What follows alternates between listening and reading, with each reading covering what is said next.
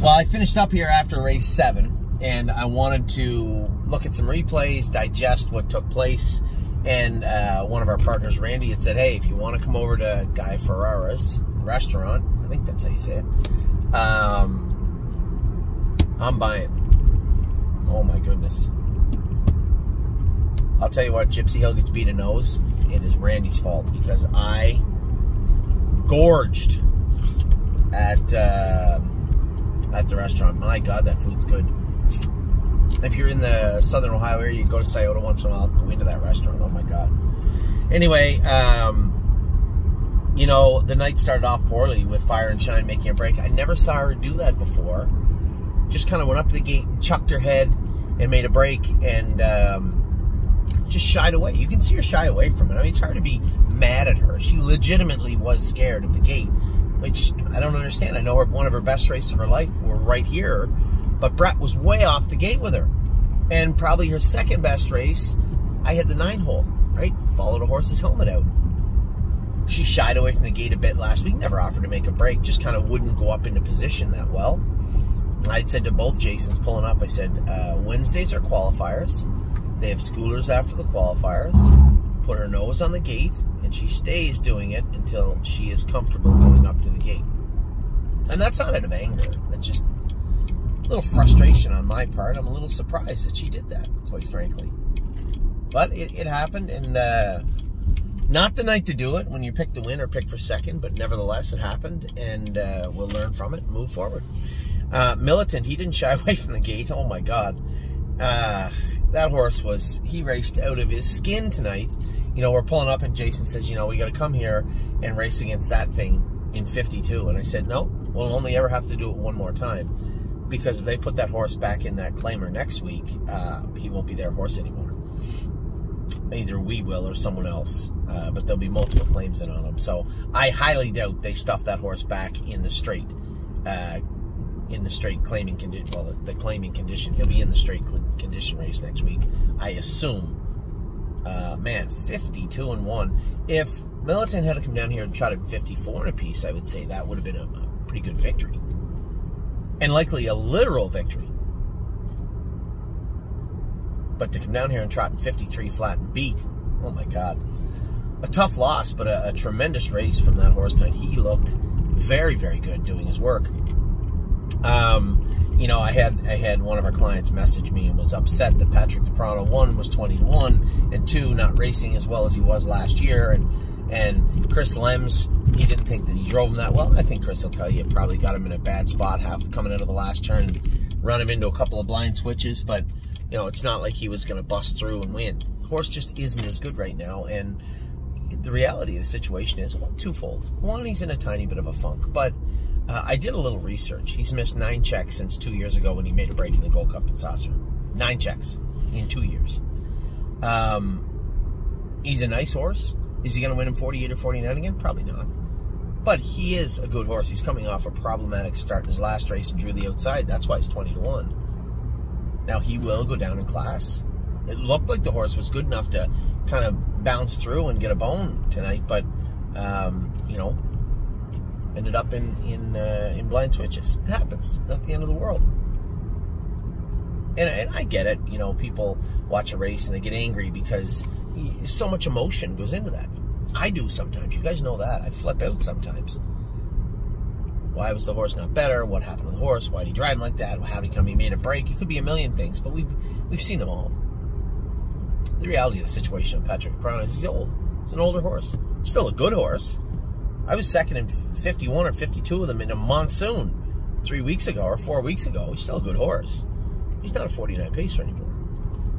It's just father time. It's nothing more. And he'll be a better horse for it next week. I did ask Chris, you know, there's no point going out of there, blasting him out of there. Use him hard at the start. He doesn't have as much punch on the end of it. And truthfully speaking, his lifetime mark, 148-4 at the Meadows, when he set it and equaled it, I was 6th at the half. First over down the backstretch. So, doesn't need to be up near the action.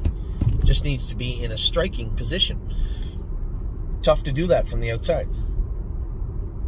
And I'll jump over Irresistible Son because I want to keep a good thing going, and I will talk quickly about Stay Close, another horse.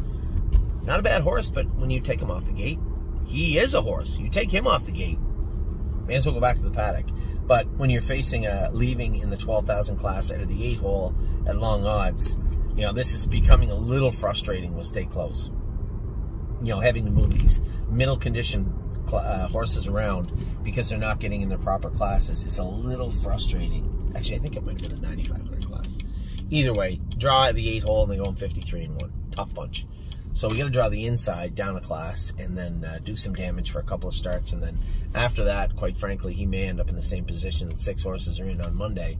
And that would be up for sale. I want to restock our barn with some fresher faces that fit a number of classes, not some hard-nosed campaigners that are kind of drilled down into this very narrow pathway, this very narrow alley that they're in.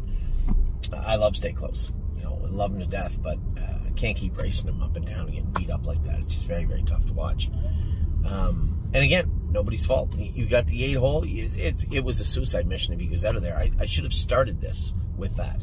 Had he left with them, absolutely would have been eviscerated tonight. So, although he didn't look good finishing 7th or 8th or wherever the hell he finished, it would have been a different kind of 7th or 8th had he blasted him out of there, I think. So that was Stay Close. Now, Irresistible Sun was fantastic. We had 2 trotters trot. No, 53 flat was Militant. 52-4 was Irresistible Sun. It's hard to believe. If you just said to me, what do you think will happen if Militant trots 53 tonight and Irresistible Sun trots 52-4? Well, clearly they'll both win. No, they'll both be second. I'll tell you what, Dan Noble is a sharp guy. And a very, you know, he knows where he's at in the track all the time. We're coming out of the last turn, he's hugging the passing lane, the pylons. You can't run over those pylons. He can't, neither can I. But sometimes you'll come out of the turn, you'll start to drift over, and you can start to cheat into that passing lane a bit. Dan knew exactly what was going on. He's right tight to the pylons. I can't start up in there. And then as we come out of the turn, he even cheated a little bit more, the bugger. He the horse ducked in a little bit coming out of the turn. He took up just a blink of time. He took up the passing lane a little, just a hair, but enough that I couldn't get a run at him. And he beat me ahead at the wire. And I'll tell you what, had he not done that, I'm an absolute certain winner. No two ways about it. But Irresistible Sun raced really well. And just raced his skin off again. Just such a nice horse. He's turned into such a nice horse, this horse. And raced so good again tonight. I was really, really pleased with his race. And then Country Dancing. That was my biggest concern of today. I was torn on where I should go and what I should do. And I originally said I was going to the Meadows. And we would have Brett drive him here. Well, Brett was driving that filly in Poppy Grand. Is that her name? I think so. She was second. A little side note, that filly that set the track record in 50-2, the 2-year-old tonight, that's the one that beat Gorgeous Package in the qualifier. Way back when. Not that it matters now, but just a little trivia question. So Country Dancing needed to be top 3, I think, to make it into the Stallion Series final. Second for sure got her in there. I guess I'm not mathematically positive, but I'm fairly certain. No, I'm sure she did. No, I'm positive she did. So, Country Dancing, Chris drove her good, got her away in the 2-hole. Looked like she was going to be maybe 3rd or 4th in the last turn. Then it looked like she was, okay, we're good, she's going to be 3rd. Then come up the inside, ends up getting beat ahead. Maybe a quarter of a length in 53-2. A great mile for her. She is really, really starting to come into her own. Tim has done a great job with her, and Chris did a great job. You know, here's the thing about tonight. I asked Chris Lems to go to the Meadows. He knows the horses. He does very well with the horses. He does very well with our horses. He's a nice guy. And he went there tonight because I asked him to go. Not because he was there and I said, I'll just put Chris Lems on. He wasn't going tonight, and we asked him to go, and he did. So, to him, I know it wasn't a great night. You know, Patrick the Pro Night didn't work out well. Stay Close. Had to drag him back off the car. And then the filly raced fantastic. But you know what? I do appreciate him. I do appreciate him going over there to drive the horses. He may get the opportunity to come here next Friday. I'm sitting outside the paddock in the Scioto. Because time is on my side races next Friday. So the same horses will be down here next Friday, but I will not be. So he might get his opportunity to come down here maybe next week. Anyway, we're having a great day. We got JK Victory left. I didn't see him race yet. He's only minutes away from racing, I believe. And then we have Gypsy Hill. I'm going to get this video out to you guys. Maybe on the way home I'll do a little recap of the last 2 races and an overview of what took place. But a pretty good night at the office so far. Militant, 53 flat. He trotted tonight and raced great. Irresistible Sun, 52-4. Raced great. Country Dancing, 53-2. Raced great. I did neglect to talk about Rosa and Alexandra. I will talk about her a little bit more too in the other video, but Rosa and Alexandra was a little flat tonight. Jason was going to scope her. He took the words right out of my mouth, and he said to me, he goes, you know, she was a little flatter last start, and we thought because it, you know, she just didn't have the greatest week that was it, but it was later in the card and we didn't get to scope her. Maybe she bled a little bit. I said, oh, there's Jason right there. I said, maybe you're right. Good call. So he's going to get Rosa and Alexander scoped. We're going to draw our blood tomorrow. Here's a filly that wore a snake cord her whole life. She's really sharp and hot. And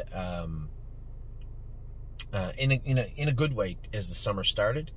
But tonight she was just on a loose line. Just like a limp noodle out there. Like certainly didn't need that cord. And she was just 2 fingers and quiet the whole way. Never picked up the bit, you know, way back at the half, really disinterested. And then when I really put her in gear down the backstretch, it's like she paced both halves in 57 a mile and 54 a piece. But not the way I'd like to see her do it.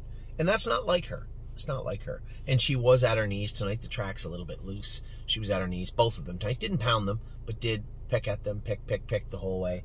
She won't touch her knees at all, 3 even. Got to get her there, unscathed first.